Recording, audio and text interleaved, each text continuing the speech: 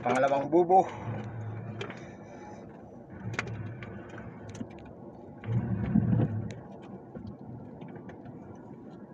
Ay. Oh.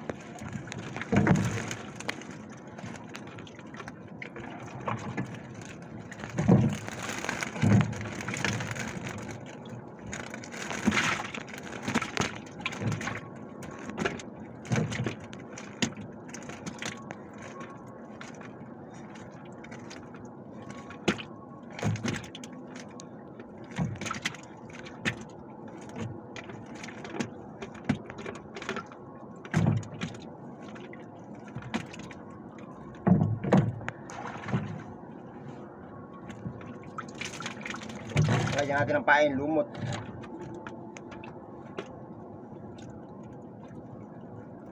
Lumot lang yung pain dito sa bubo. Hanggang dito na lang, tingining. Ito po yung huli ng dalawang bubo. Ayan. Puro balawis. In English, nakahulong na fish.